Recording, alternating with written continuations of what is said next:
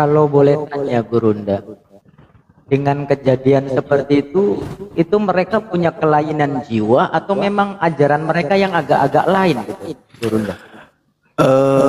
Al-Quran dan juga kitab Yeremia 23 menjelaskan mereka itu mendapatkan kehinaan di atas muka bumi ini, dan di akhirat mereka mendapatkan siksaan, jadi double.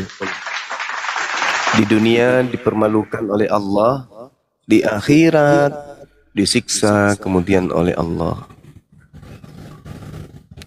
Itu keadaan. Jadi orang-orang yang kemudian mengatakan Nabi Isa alaihissalam itu mati dikutuk, disalib, itu dikenai hukum oleh Allah. Di dunia aja mereka dihinakan, kata Allah.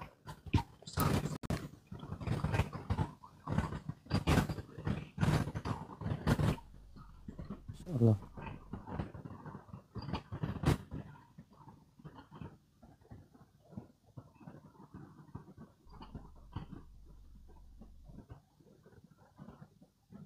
Cek, suara saya masih kedengaran kan ya? Sangat Aman Gurunda. bagus, aman Iya. Gurunda. Iya. Bahkan kalau kita lihat di dalam Al-Quran ya, di Al-Araf, itu seringkali kita sajikan kepada penyembah makhluk kuburan, hampir di setiap kita ketemu, bahwasanya memang manusia itu dikelompokkan menjadi dua bagian. Ada yang beriman kepada Allah, ada juga yang ingkar kepada Allah. Namun sebelumnya Allah itu bijaksana. Apa bijaksananya Allah? Allah senantiasa mengingatkan kepada kita manusia melalui perantaraan baginda Rasulullah Muhammad sallallahu alaihi wasallam, di mana lisan Nabi Muhammad sampai hari kiamat akan ada menemani kita umat Islam ini. Satu-satunya Nabi yang masih menemani umatnya itu ya Nabi Muhammad. Yang lain sudah pada meninggal dunia. Nabi Musa sudah tak ada dengan Torahnya. Kemudian Nabi Isa sudah tidak ada dengan Injilnya. Nabi Muhammad lisannya masih ada di tengah-tengah kaumnya, yaitu Al-Quranul Karim. Maka kita melihat bagaimana Allah sangat bijaksana kemudian ketika Allah menyeru kepada manusia yang hadir masa Nabi Muhammad dan juga manusia sampai akhir zaman. Di dalam Al-Quran diterangkan, Bismillahirrahmanirrahim, Ya Bani Adam, kada anzalna alaikum libasa yuwariz. Jadi Allah mengatakan, kalau nggak salah Al-Araf ayat 27 apa 26, di situ diterangkan bahwasanya ya Bani Adam kad anzalna alaikum libasay yuwari sawatikum warisha. Jadi Allah mengatakan, wahai anak Adam. Jadi rujukannya kepada kita nih. Sesungguhnya aku Allah telah menyediakan pakaian untuk menutupi auratmu dan untuk perhiasan bagimu. Apa perhiasan itu, kata Allah? Taqwa. Walibasut taqwa. Jadi perhiasan dan pakaian adalah takwa. Tadi Adinda J mengatakan sebelum dia Muslim dan setelah dia Muslim. Sebelum dia Muslim, beliau belum menggunakan pakaian. Beliau masih sama seperti hewan. Maaf. Kenapa? Karena hidup pola sama seperti hewan. Kenapa saya katakan sama seperti hewan? Karena tidak menggunakan pakaian takwa. Telanjang dia, dikasih akal tapi tidak dibalut dirinya dengan akal. Tidak dibalut dirinya dengan logika sehat. Seperti monyet, petik kerah, seperti babi.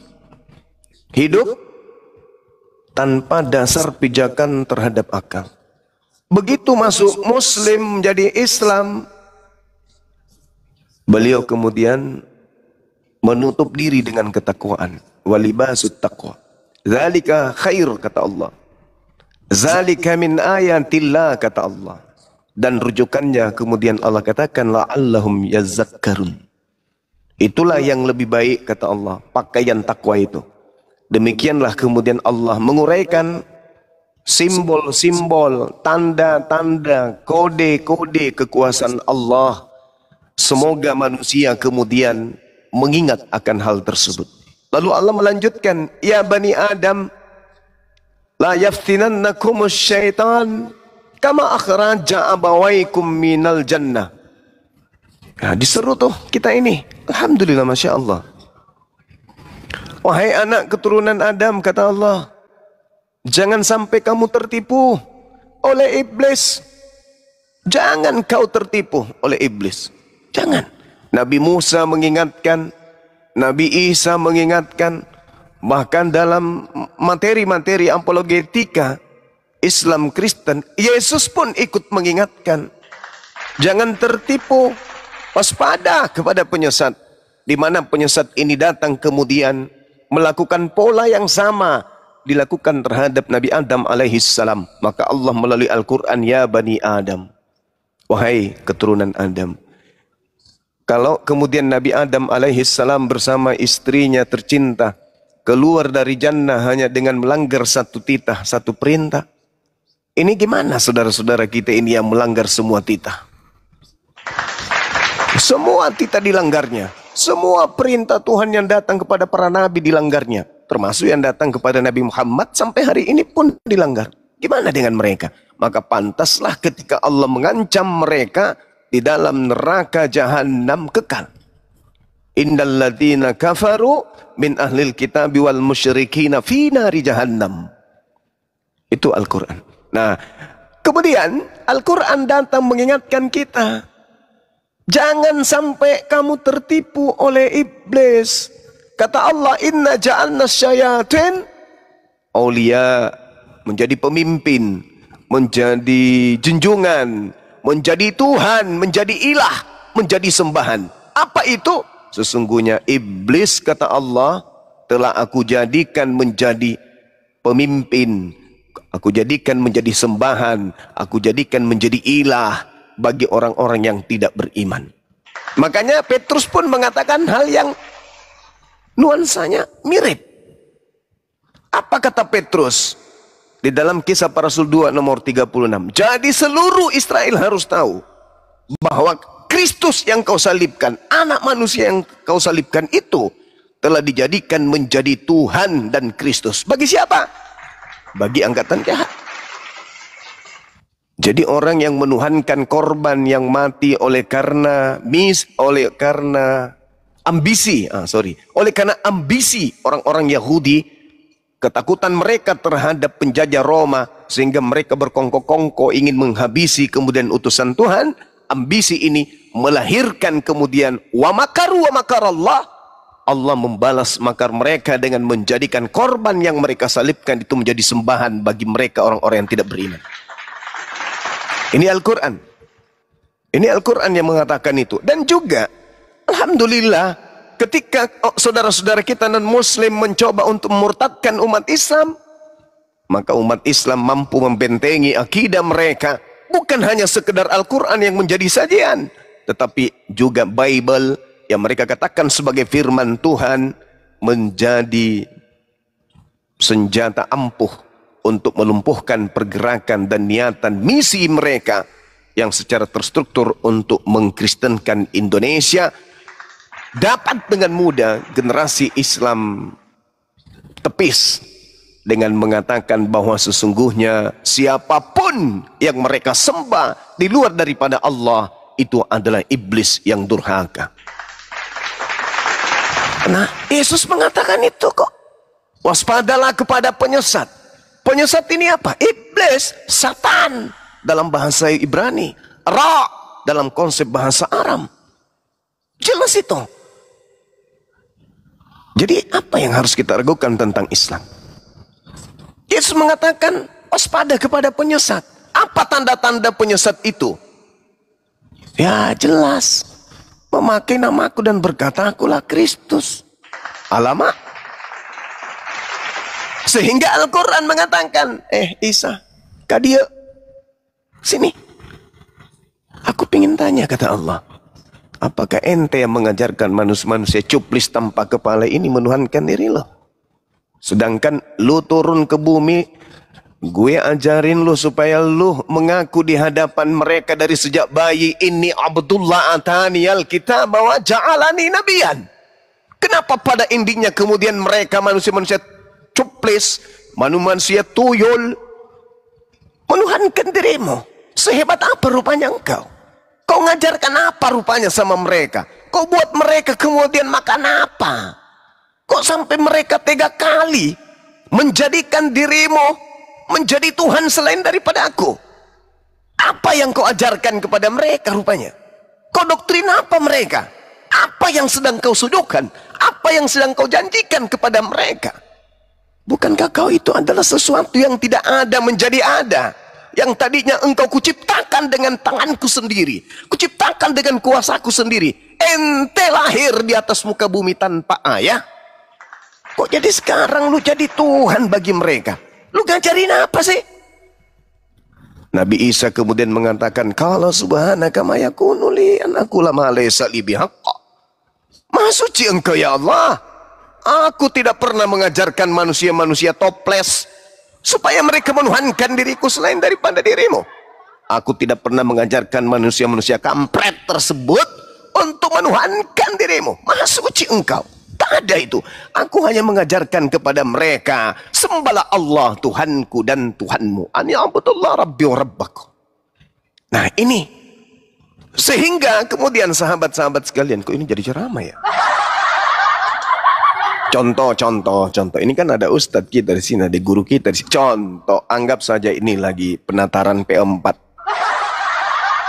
Apalagi ada ustazah kita di sini. Alamak. Yang telah menjadi saksi pernikahan anak tewas dengan babi. Inilah dia. Ustazah yang menjadi saksi pernikahan kemudian cuplis dengan babi. Jadi gitu sahabat-sahabat sekalian. Ini yang harus kita pahami. Logika dasarnya adalah mustahile kemudian orang itu bisa sampai kepada hakikat kebenaran kalau akal dipensiunkan. Dan kalau akal tidak dipensiunkan, mustahil manusia bisa menuhankan kepada sesamanya makhluk. Mustahil. Kenapa manusia bisa menuhankan sesamanya makhluk? Apapun merek makhluk itu, merek Nokia, Samsung, Simbada atau apapun itu, yang namanya makhluk bukan Tuhan. Titik. Apapun itu. Jadi tak ada alasan. Ketika Al-Quran mengatakan inna ja'alna syayatin awliya lilladzina la yu'minun. Aku pencipta langit dan bumi karena mereka kufur, karena mereka bahlul, karena mereka jahil, karena mereka batil, karena mereka zalim. Maka aku menjadikan iblis menjadi sembahan mereka, menjadi ilah mereka, menjadi junjungan mereka, menjadi pemimpin mereka. Maka ada hal yang menarik sahabat. Adik-adik sekalian, anak-anak saya, guru-guru saya yang ada di sini. Ada hal yang menarik, sangat menarik perhatian. Menarik perhatian dunia yang terjadi di tengah-tengah kita. Kalau orang Yahudi kemudian masuk ke sinagogi karena ada perintah dan ancaman. Kita lihat dalam Keluaran 31 toh, nomor 14 toh, ancamannya ketika mereka tidak mensucikan hari Sabat itu, benarlah kata Quran, dikutuk mereka, bahkan ancaman dibunuh. Jelas itu perintah. Lalu kemudian Nabi Isa alaihissalam datang, aku halalkan sebagian apa yang diharamkan kepada kalian. Teori ini terbukti secara praktek. Apa prakteknya? Hari Sabat Yesus memetik gandum. Al-Quran tidak keliru memberitakan itu. Masya Allah. Tapi yang menarik perhatian dunia itu apa coba? Umat Islam, ya ayyuhalladzina amanu idza nudiya lis-sholati min yaumil jum'ah. Perintah umat Islam berbondong-bondong separuh bahkan lebih dari penduduk bumi ke masjid pada hari Jumat karena perintah. Orang-orang Yahudi mereka ke sinagoge, ke Miqdas beribadah karena perintah. ini ada yang pergi ke sebuah gedung namanya gereja.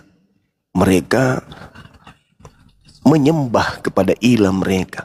Siapa yang memerintahkan? Ini yang Al-Quran katakan. Inna ja'alna syayatin awliya lilladina la yu'minun. Di ayat lain Allah mengatakan, farikan hada wa farikan haqqa alaihimud dalalah innahum takhazus syayatin awliya min dunillah wa yahsabuna annahum muhtadun. Ini kata Allah, sebagian manusia itu diberi petunjuk oleh Allah, oleh aku kata Allah, dan sebagian manusia itu memang sudah pantas menjadi sesat.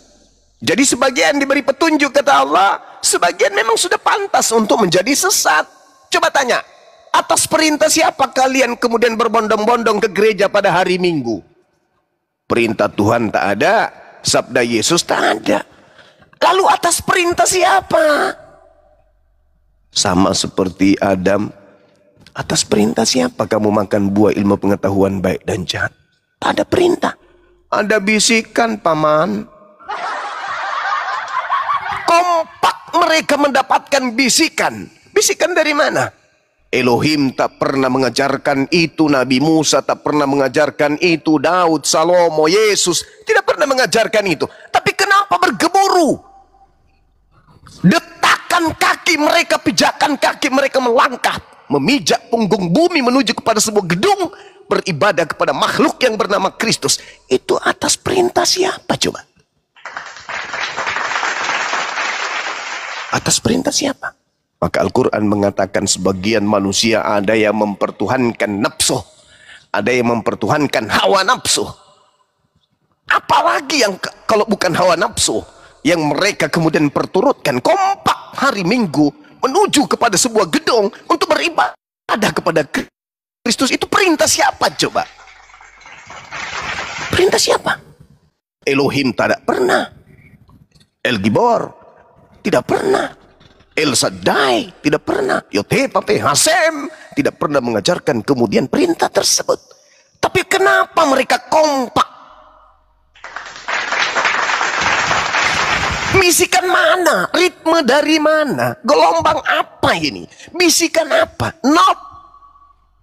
Yang kemudian sampai kepada hati mereka, menghantarkan kaki mereka ketepak menuju sebuah gedung dan kompak di sana untuk kemudian beribadah kepada sosok yang tidak pernah diajarkan oleh Nabi, oleh para Rasul yang diutus oleh Allah di atas muka bumi ini kepada kaumnya untuk melakukan hal tersebut. Sepanjang kita tahu, sepanjang yang kita pelajari, dari mereka ada nggak data, ada nggak dalil? Ada nggak narasi-narasi yang berstandar kepada ucapan Yesus? Tak ada. Inilah yang Al-Quran katakan. Wa farikan hakkan alaihimud dalalah. Sebagian dari mereka memang sudah pantas untuk sesat. Kenapa? Karena mereka hidup di atas muka bumi ini seperti monyet, tidak menggunakan akal sehat. Mereka hanya menggunakan bisikan-bisikan kalbu. Mereka hanya mengakal-akali setiap proses yang mereka lakukan. Mengatasnamakan Tuhan, tapi sebenarnya yang mereka sembah adalah bukan Tuhan. Wa yahsabu annahum muhtadun. Mereka mengira bahwa apa yang mereka lakukan itu karena petunjuk. Ayo, ini yang saya katakan. Ada apa? Petunjuk dari mana? Dari kitabnya orang Yahudi tak ada perintah seperti itu. Dari ajaran Yesusnya pun tak ada seperti itu. Nabi Isa pun tak pernah mengajarkan menurut yang kita baca. Lalu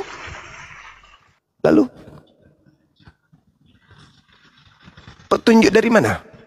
Nah, inilah kenapa apologet Islam itu hadir untuk membentengi kemudian generasi Islam, umat Islam yang awam, yang senantiasa menjadi titik sasaran empuk pemurtadan dengan berbagai macam macam trik, dengan berbagai macam upaya, dengan berbagai macam cara dan kesempatan. Saya kira begitu sebagai contoh pidato yang bernuansa Islami kepada generasi-generasi Islam berikutnya. Ya, ini hanya sebagai edukasi contoh saja. Kalau ada yang mau meniru silakan, bayar pakai perpuluhan. Saya kira begitu. Saya kembalikan kepada saudari kita Ustazah Al-Mukarram Nora Aritonang sebagai seorang lulusan Kairo Mesir untuk melanjutkan kemudian kajian-kajian demikian. Beliau saksi atas pernikahan anak Teos dengan Buabi kemarin itu, sangat meriah, lagi viral. Assalamualaikum. Di sini ada guru kita juga. Waalaikumsalam warahmatullahi wabarakatuh. Assalamualaikum warahmatullahi wabarakatuh. Waalaikumsalam warahmatullahi wabarakatuh. Masya Allah. Lanjut Ahina, semuanya. Ustazah lanjut. Wejangan dari Kemarin Tuan Putri sudah USG. Sudah Bang. Belum diketahui jenis kelaminnya. Anaknya apa? Atau Pelekspage? jantan, Dah. perempuan atau laki-laki belum tahu. Dia berupa Kan betina Nora. atau perempuan. Ditampilkan itu foto baby nikah sama orang itu, ditampilin itu. Iya. Tadi kena di akunnya Tofaru gara-gara tampilin itu. Dilaporkan mereka memang tidak terima Bang. Katanya itu adalah ajaran sesat. Itu dibilang. Oh, nggak bisa dong. Kan dalil nggak boleh sesat kok menyesatkan piye toh? Nggak boleh. Itu dalil. Segala sesuatu halal bagimu. Kayak mana ada aja. Terus yang dikatakan di dalam Matius Sekarang Bang, permasalahannya yang di dalam Matius mereka segala bukan- sesuatu halal. Gimana Matius? Mereka bukan dua lagi, melainkan menjadi satu daging. Kan satu daging. Menjadi satu. Kan Daging kan? dengan dalil lain kan saling mendukung. Apa yang masuk ke dalam mulutmu itu tidak menajiskan. Oh iya. Jadi kalau mau masuk kemudian pernah babi masuk ke mulut ya nggak apa-apa. Yang babi masuk mulut nggak apa-apa. Nggak usah sulit dalam hidup itu. Kita berbicara berdasarkan dalil kok. Iya kan ya? Nah, mulai muncul. Udahlah. Mulai muncul. Mulai muncul. Ini yang memberkati mereka pendeta, diadakannya di dalam gereja. Terus mereka Mulai mengatakan itu muncul. sesat. Gimana kayak gitu? Mulai. Nih, gimana ceritanya ya? Bisikan kalbunya. Ayah, mama ngantuk. Gimana ngomongnya ya? Hah?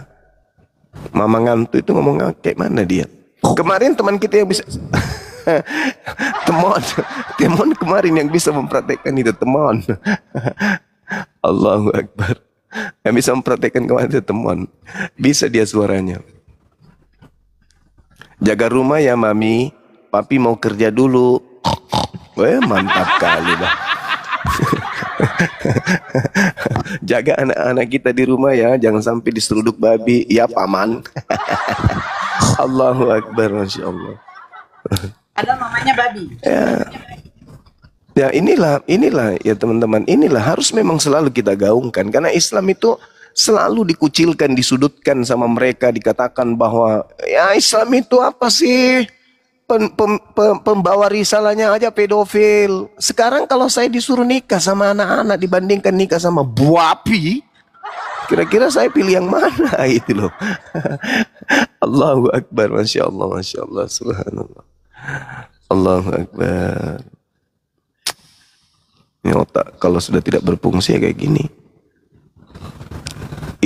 Ngeri kali bah. Aduh. Anaknya nanti kayak mana itu ya? Bom.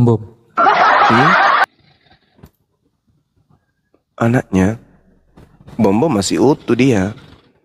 Aku pikirkan kalau separuh manusia, separuh hewan.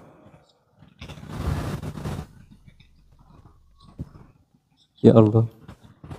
Nauzubillah. Nah itu dia. Siapa yang Ya. tanggung jawab coba? Kristus. Iya benar juga. Benar juga.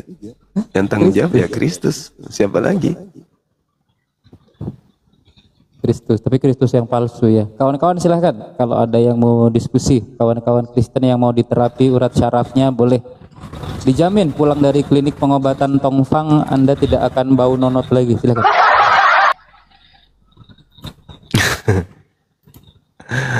Allahu Akbar. Kamasih. Jaringan saya gangguan lagi. Apa itu, Ustadz Sugi? Apa itu Pak De? Ini orang-orang yang sudah di restart ulang, kembali ke pengaturan pabrik. Sebagaimana Adam sebelum jatuh dalam dosa, dia kan telanjang bulat gitu kan. Nah ini dosanya sudah ditebus oleh Yesus, maka dia di restart ulang. Nah, akhirnya telanjang dia, kayak gini di gereja nih. Waduh. Wah, kena pelanggaran. Kena.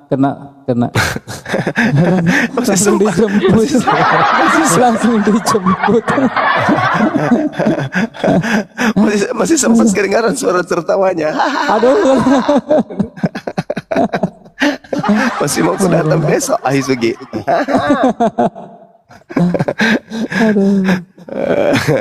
Dijemput langsung sama Nyinyo. Nyinyo langsung menjemput. Timnya hebat memang, gerak cepat. Jangan sampai bocor. Jangan sampai ketahuan. Ayo tutup. Tutup katanya. Jangan sampai bocor, kita ketahuan. Allahu Akbar. Bang, mau nanya Bang. Iya. Berarti kalau mengacu kepada Tuhan yang Esa itu sesuai dengan Iya. yang ada saya baca di Matius ke-4 8 sampai 10 saat Yesus dicobai itu Bang ya. Berarti Iya. dari ucapan Yesus yang dilontarkan kepada iblis, berarti iblis itu tahu ya Bang bahwa Tuhan Yesus itu pertama mengajarkan tauhid itu, tahu ya Bang ya? Tahu. Oh. Tahu. Iblis itu tidak pernah menduakan Tuhan. Iblis itu tauhidnya luar biasa, tiada Tuhan selain Allah. Iblis itu tahu. Oh. Cuman karena sombong ajanya, sombong tidak mau sujud kepada perintah. Tahu tiada Tuhan. Bahkan seketika dia jatuh, iblis itu masih memuji Allah. Demi kemuliaanmu, kata Allah, kata iblis. Jadi iblis itu masih memuliakan Tuhan. Cuman dia tidak mau tunduk kepada Adam, hormat. Sama seperti tetangga kita. Gak mau tunduk kepada Adam. Malah Adam yang difitnah. Dibilangnya Adam itu mewariskan dosa gitu loh. Sama.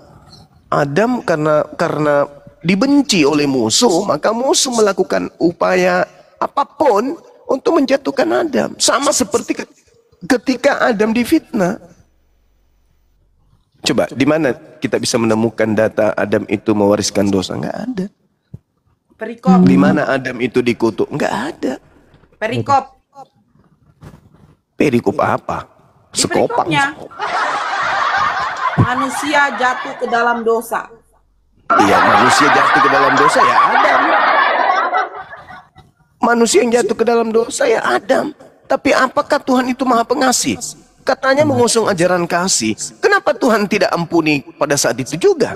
Sedangkan dalam Quran, fatalaqqa Adamu min rabbih kalimatin fataba alaih. Innahu huwat tawwabur rahim. Jadi cerminan kasih itu di Islam dong. Karena ketika Adam itu jatuh, seketika Allah bangkitkan dia. Seketika Allah kemudian pulihkan keadaannya pada zaman itu. Ya berarti ajaran kasih itu di Islam. Ini kok membiarkan keturunan sampai ribuan tahun keturunannya berdosa semuanya. Piye toh mas. Gimana ceritanya manusia berdosa? Dalilnya di mana manusia dosa? Roma 5:12. Itu nggak ada. Kita lihat dalam Kejadian 1 nomor 28, Adam keturunannya laki perempuan diberkati oleh Tuhan. Kejadian 5 nomor 2, Adam keturunannya diberkati oleh Tuhan. Nggak ada itu dikutuk Tuhan, nggak ada. Ini ada misi dari kuasa kegelapan. Karena kan Yesus mengatakan ketika ingin ditangkap maksud saya, sangkamu aku ini perampok apa? Kau pikir aku ini penyamun? Sampai kau datang membawa pentungan pedang untuk menangkap aku, sementara setiap saat engkau dan aku bersama di dalam bait suci mengajar. Yesus lanjutkan apa? Tetapi saatmu tiba dan saat kuasa kegelapan. Tuh, kuasa kegelapan yang bekerja. Jadi ketika iblis itu tahu tiada Tuhan selain Allah, lalu kemudian Allah satu-satunya Tuhan ini meminta kemudian kepadanya, iblis, ya Tuhanku, kau sembah itu Adam, kau hormat kepadanya. Hormat di situ, sujud menghormat kepadanya. Iblis tak mau, enak aja. Ana khairum min. Saya lebih baik daripada dia. Saya kau cipta dari tanah, dari api, dia dari tanah. Masa saya harus sujud menghormat? Dia yang harus hormat kepada senior. Jadi kalau ada agama yang selalu mengusung kesenioran, kesenioran. Selalu aku kan lebih dulu. Sama seperti iblis. Aku kan lebih dulu. Adam kan baru, masa aku harus tunduk kepada yang baru? Enggak lah yau. Itu karakter setan. Sementara dia menaklukkan hukum yang datang lebih dulu. Kan pongah. Torah lebih dulu, hukum Tuhan lebih dulu. Tapi dikatakan udah dibatalin loh dengan datangnya perjanjian baru. Berarti kalau giliran mereka yang baru bisa membatalkan yang lama. Giliran Islam nggak boleh. Aku kan lebih dulu. Kamu kan baru datang abad ke-7. Dasar kapal tenggelam. Kalau giliran ajaran Musa, itu perjanjian lama, nggak berlaku lagi. Sekarang perjanjian baru yang berlaku. Nah, kalau Al-Quran yang datang kemudian sebagai perjanjian akhir, apa kata mereka?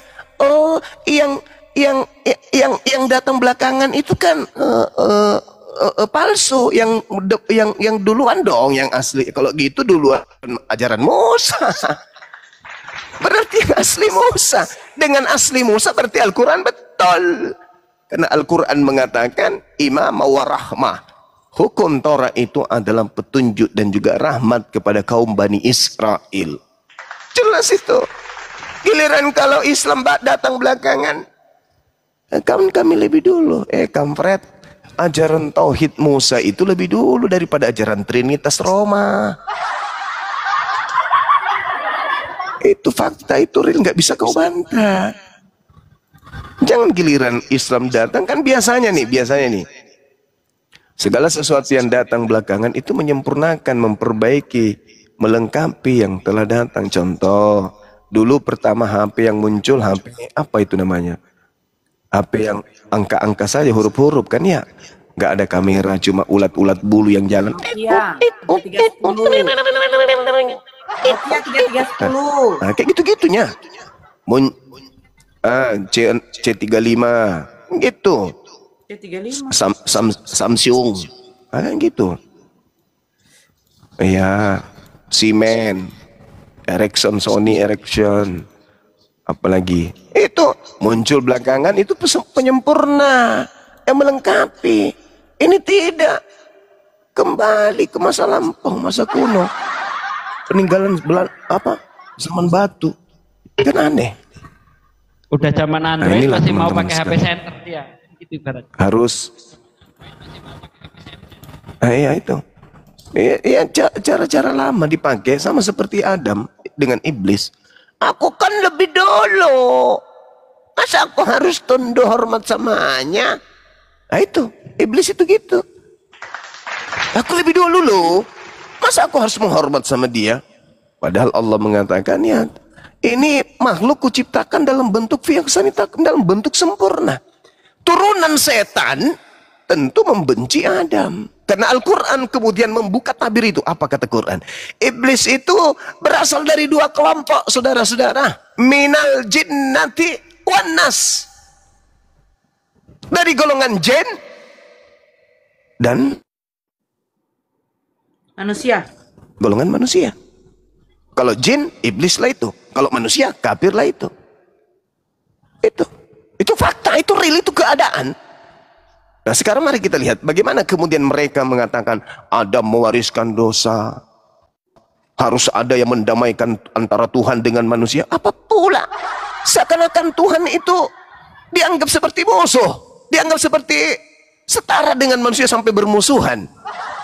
Tuhan itu maha penyayang. Tuhan itu maha pengasih.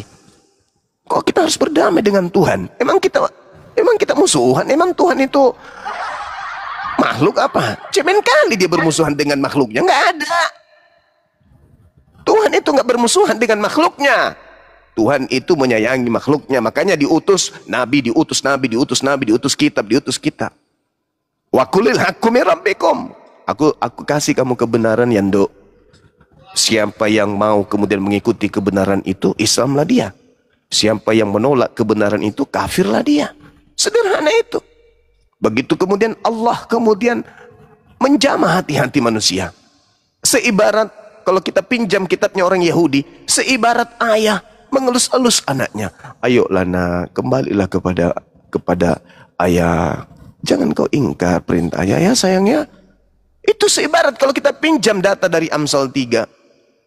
Ayolah anakku, kembalilah Pak. Kembalilah kemudian kamu taat kepada perintah-perintah ayah. Ya sayang, jangan ini ya. Kalaupun anak tersebut tetap saja ingkar, ya Allah seperti ayah menghukum anaknya, tapi kasih sayang ayah itu tidak hilang. Begitulah Allah, makanya Allah sangat penyayang. Sangat penyayang sekali. Makanya Allah tidak pernah kemudian berhenti untuk menyampaikan kepada di mana misi itu datang, Nabi yang datang, Allah tidak pernah berhenti. Contoh, ketika Nabi Musa alaihissalam, kita ambil tolak ukurnya. Nabi Musa kemudian pembangkang-pembangkang yang ada kemudian didatangkan oleh Allah Nabi Isa. Pembangkang-pembangkang Nabi Isa kemudian didatangkan Nabi Muhammad. Sehingga Al-Quran mengatakan, ya ahlal kitab, qad ja'akum rasuluna yubayyinu lakum. Coba. Masya Allah. Itulah bukti bahwa Allah itu maha pengasih, maha penyayang. Ini ada orang cuma makan buah kok dikutuk semua keturunannya. Ajaran apa ini? Habis itu dia mengatakan, ya yang kasih loh. Ternyata yang ingin dijual adalah penyaliban.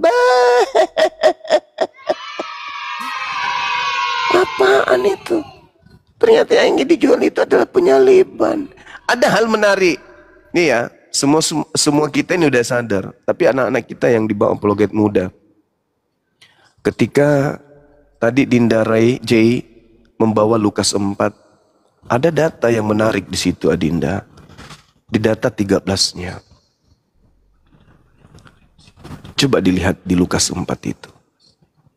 Ketika iblis selalu berupaya menggulingkan Yesus, ingin membunuh Yesus, menghilangkan Yesus, tapi tidak berhasil. Padahal iblis sudah mengatakan, hei Yesus, ya mbah, kalau kau sembah aku, segala kemuliaan, segala kekuasaan akan aku berikan kepadamu. Segala kuasa aku berikan kepadamu. Bukan hanya kuasa, kata iblis. Yesus, kemuliaan pun akan aku serahkan kepadamu. Sebab semuanya itu telah diserahkan kepadaku. Jadi ia mengatakan diserahkan kepadaku itu siapa? Ayo, iblis. Woi, kepadaku telah diserahkan. Itu iblis. Ia mengatakan kepadaku telah diserahkan itu iblis. Iblis yang mengatakan kepadaku telah dibeli segala kuasa. Itu iblis. Iblis. Catat itu. Yesus mana ada mengaku diberikan segala kuasa? Nggak ada. Di neraka. Yesus hanya mengatakan, aku tidak dapat berbuat apa-apa dari diriku sendiri. Apa yang aku katakan, apa yang aku ucapkan adalah apa yang menjadi porsiku untuk aku katakan, aku sampaikan kepada kaumku Bani Israel. Apa yang aku kerjakan, mujizat, semua biiznillah atas kehendak Allah. Tak ada yang lain. Aku tidak pernah diberikan kuasa-kuasa kayak begitu. Longor. Yang diberi kuasa itu adalah setan. Dan itu setan akui di dalam Lukas 4 nomor 6. Segala kuasa itu serta kemuliaannya akan kuberikan kepadamu, sebab semuanya itu telah diserahkan kepadaku, dan aku memberikannya kepada siapa saja. Aku memberikannya kepada siapa yang aku kehendaki. Nah, coba Adinda J, ketika itu iblis tak berhasil menggoda Yesus, mencoba Yesus, mengiming-iming Yesus. Segala kuasa yang ada padaku telah akan aku berikan kepada siapapun yang aku kehendaki. Yesus terima enggak? Tidak. Yesus mengatakan, oga layau. Nah, terus narasi yang dibangun oleh Lukas apa di data nomor 13-nya? Dia menunggu waktu yang baik, menunggu Coba waktu baca. yang oke. Noise ya. Sesudah iblis mengakhiri semua pencobaan itu, iblis mundur dari Yesus, putus asa, tidak berhasil. Tetapi iblis tidak putus asa. Apa kata penulis Lukas? Iblis menunggu waktu yang tepat. Pada saat mana kemudian iblis menunggu waktu yang tepat itu? Ya di kapan waktu saja, di mana saja pada saat itu. Di mana saja iblis bisa masuk. Tapi tanda-tanda bahwa iblis berhasil, tengok ciri khasnya. Apa yang terjadi, saudara-saudara? Yang pertama, Yesus mengatakan angkatan jahat ini akan diminta tanda, dan tidak diberi tanda selain anak manusia keluar dari kubur hari ketiga. Itu tanda untuk siapa? Angkatan jahat.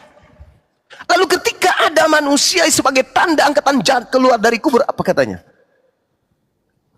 Kepadaku telah diberi kuasa, Diberikan kuasa baik di surga dan di bumi. Itu siapa? Berarti Lukas Itu 4, siapa yang 11 ini mengaku kepadaku telah Iblis. iblis. Ah. Berarti Gurunda di Lukas kesimpulan kita untuk sementara itu. Lukas 4 ke 13 Nilai lo, Zai, dengan Jai. 15 Nilai. Makanya lambat masuk. apa Bun? Bang Juma tuh delay karena jaringannya, makanya lambat. Iya. Oh, berarti itu berhubungan dengan Yohanes 12 Iya. nomor 31 ya? Pandai kali bah. Iya kan ya? Itu dia. Iya, Iya. itu dia. Keluar dari kubur. Semua itu ada rentetannya kemudian. Iya. Nah, pandai kali bah. Itu dia. Jadi iblis menunggu waktu yang tepat. Waktu tepat itu pada masa mana? Pada masa Nabi Muhammad atau pada masa ada yang memakai nama Yesus Kristus? Kata Yesus, waspadalah kepada iblis penyesat yang datang kepadamu memakai namaku. Kesempatan yang mana tuh? Kesempatan memakai nama Yesus atau kesempatan memakai nama Nabi Muhammad? Nama Yesus. Oh, Masya Allah. Masya Allah. Nah ini saya mau ibadah, Adinda. Coba buka Roma 16 nomor 7. Ini bekal kita untuk membungkam para penyembah-penyembah Kristus palsu, supaya mereka itu tidak lagi memiliki taring, memiliki taji, memiliki bisa untuk memurtadkan generasi Islam. Tolong buka Roma 16 nomor 7. Baik. Ini. Alkitab Sabda. Betul, sudah Gurunda. Iya. Baca, Jai. Salam kepada Andronikus dan Yunia, saudara-saudaraku sebangsa yang pernah dipenjarakan bersama-sama denganku, yaitu orang-orang yang terpandang di antara para rasul dan yang telah menjadi Kristen sebelum aku. Apa katanya? Bisa diulang?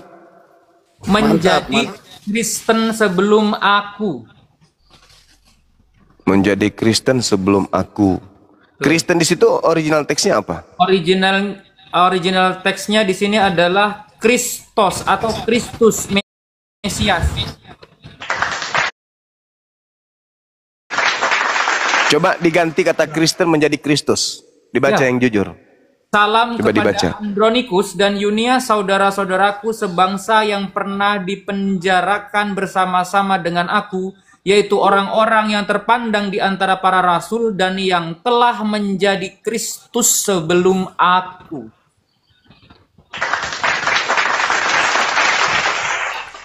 Menjadi Kristus sebelum aku. Bang, Berarti bukan Kristen.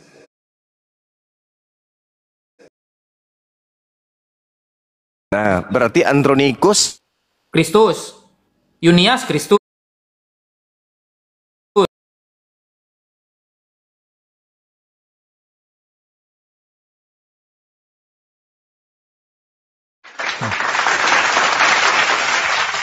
Paulus Kristus, lebih dulu. Andronikus Kristus, Yunias Kristus, yang bangkit dari kubur Kristus, yang dari lahir telah lahir bagimu juru selamat, itu Kristus. 5-nya Kristus berarti. Nah, itu minimal. Wow. Ini masalahnya masih ada Kristus setelah Yesus. Andronikus, Yunias, kemudian Paulus. Oh. Waspadalah kepada Kristus palsu. Ternyata ada Kristus lagi. Ternyata Paulus mengakui kalau dirinya Kristus. Begitu juga di dalam Kisah Rasul 9:22. Di situ Lukas menulis bahwa tidak ada kata Yesus. Itu penambahan kata Yesus di situ. Nggak ada kata Yesus. Coba dilihat. Akan tetapi Saulus semakin besar pengaruhnya dan ia membingungkan orang-orang Yahudi yang tinggal di Damsyik karena ia membuktikan bahwa Yesus adalah Mesias. Strong numbernya Nah, ada nggak kata Yesus di situ? tidak ada. Nah, berarti yang Mesias siapa? Di sini original Hautos di sini. Ya, itu menceritakan tentang siapa? Paulus. Menceritakan siapa? Nah, berarti yang Kristus adalah Paulus. Iya, Paulus. Mama 1 Korintus 11 nomor 1. Paulus juga itu, betul.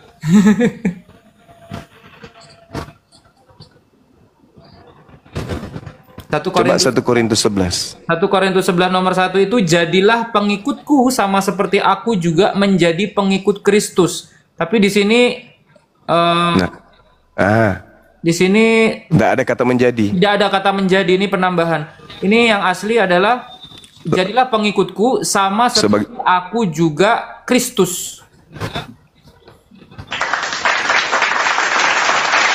Kristus. Ya, gitu. Iya, oke ya. Jadi cukup sekian sementara karena kita lihat Ustazah udah mulai ngantuk, dia udah marah, makan siangnya belum datang. Saya ibadah dulu teman-teman sekalian. Enggak lah Bang, saya hanya berpikir Bang, ternyata Kristus Ibadah dulu, silakan diambil alih, kelas kita banyak guru-guru kita. Saya mau nunjukkan satu video ya. Bahkan Kristen ini juga adalah Kristus. Ya itu makanya. Asik ini. Oke, silakan. Ya, siap. Ini ya. Jangan bilang babi nikah. Bukan Bang, ini sekarang yang mengusir setan dalam namaku, ini kan? Nah ini yang saya tunjukkan ini betul apa enggak ya? Tunjukkan Bunda, tunjukkan, show me. Ya. Saya Bang Jumanya dikecilkan dulu. Saya penasaran aja, ini betul apa enggak? Orang bodoh berkumpul lagi. Oke ya. Bentar ya. Kristen kau tengok dulu, ini Protestan ini. Katolik juga tidak menerima ini. Nah ini. Disemprot dulu ya pakai key spray.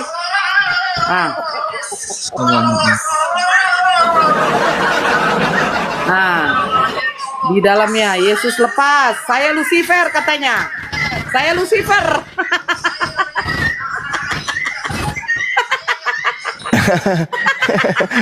Saya Lucifer, Helen bin Zakar. Bintang Timur.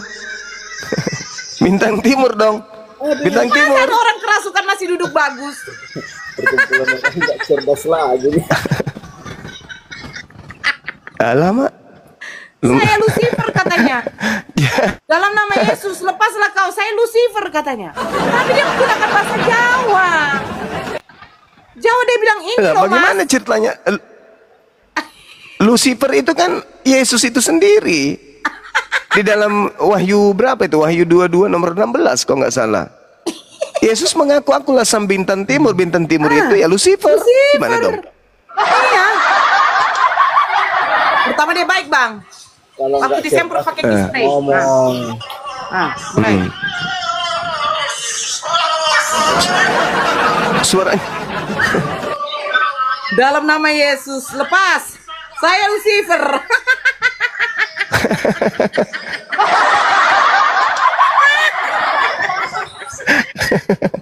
Saya ikat satu keluarga, saya Lucifer. Aduh. Itu Mas, katanya itu Mas. Pembodohan memang betul ya.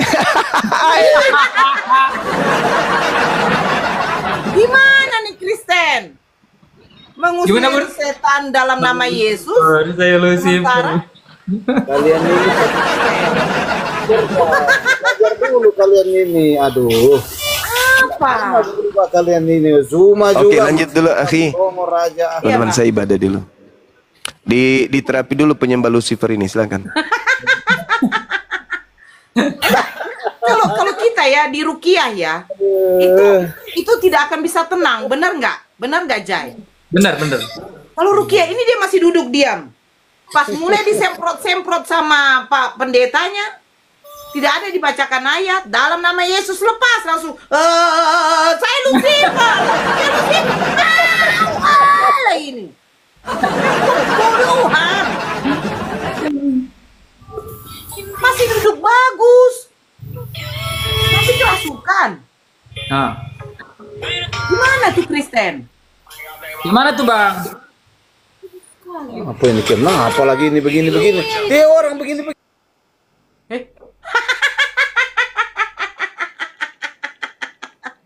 Aduh. Hey, Bang Kris.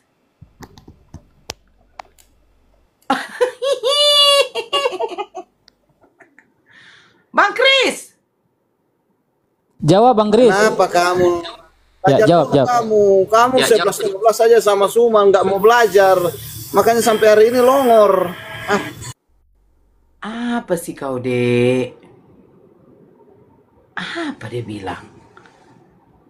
Mau belajar sama Ustaz ini, Ustaz apa namanya, Ramli, itu yang cerdas itu.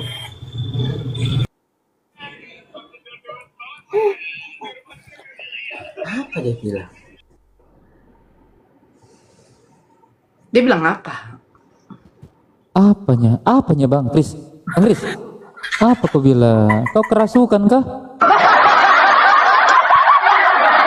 Aku bilang kalian belajar dulu lah sama Ustaz Ramli. Kalian ini belum cerdas. Suma juga ini ngomong aja pakai kentut, gimana? Nggak jelas penjelasannya tadi, nggak memenuhi unsur eksegesis, apalagi mau dimasukkan hermeneutik, tambah jauh. Belajar dulu lah kalian. Belum bisa kalian ini menafsir ayat begini. Malas aku. Emang ada kitab tafsirmu? Aduh. Nggak ada. Belajar dulu lah. Landasan ilmu apa yang dipakai untuk menafsirkan Kalian ilmu? belajar. Silakan. Ini si Miftah dengan Bang Zuma suruh belajar dulu lah. Kau bisa membantah nggak? Itu aja. Buatlah kami orang yang tidak terpelajar. Bisa nggak kau membantah? Hei.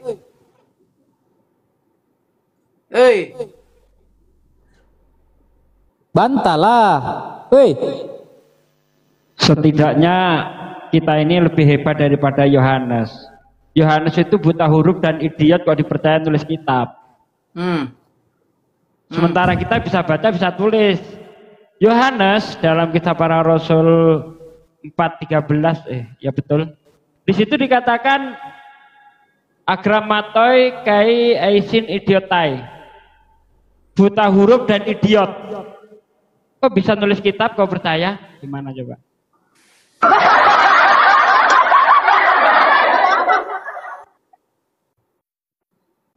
Tapi setidaknya begini Pak D.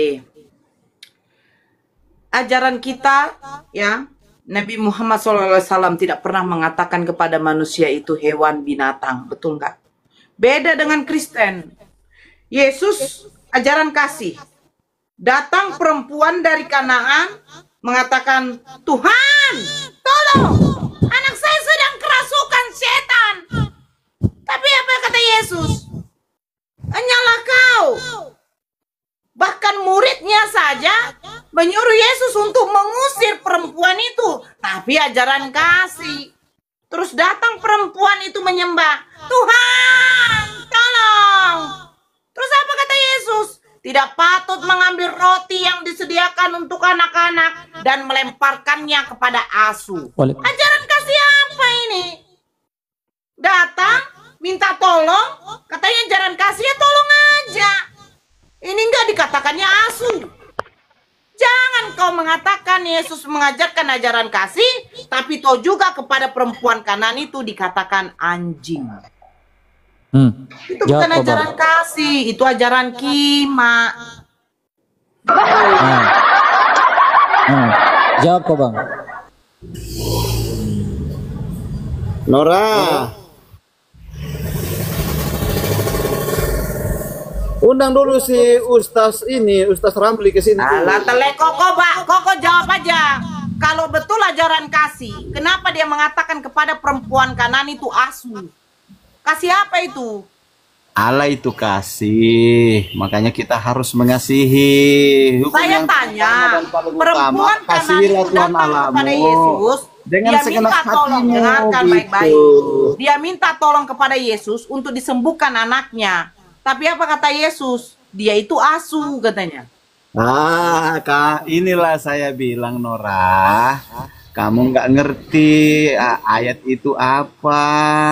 Ayat itu apa? Makanya eksegesisnya itu harus jelas. Ya apa? Coba kau jelaskan. Kamu dengan Suma sama aja nggak jelasnya, nggak ngertinya. Makanya jelaskan biar kami ngerti. Coba jelaskan. Saya jelaskan pun juga akan kau bantah. Jadi udahlah. Kamu mendengar aja, ntar aku jelaskan kamu ya, ntar. Aku ambilkan kamu dulu, ini aku tampilkan videonya. Jelaskanlah Bang, bantahlah.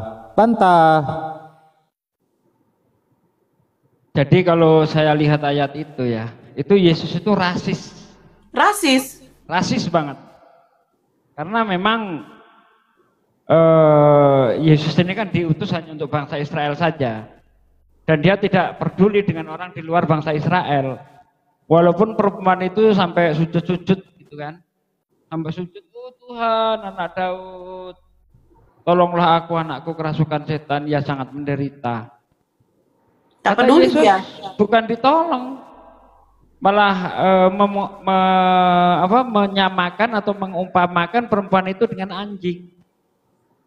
Tidak layak roti yang disediakan bagi anak-anak lalu dilemparkan kepada anjing. Ngeri itu kata-katanya itu dah. Ya ngeri lah. Ini ibaratnya Bunda Nora nih, anaknya lagi sakit, panas, sangat setep gitu kan. Datang kepada saya kan, Pak D, tolong anakku, Pak D, anakku, waduh, sampai setep nih Pak D, panasnya tinggi sekali, 45 derajat, tolonglah Pak D. Tidak layak roti bagi anak-anakku lemparkan kepada anjing.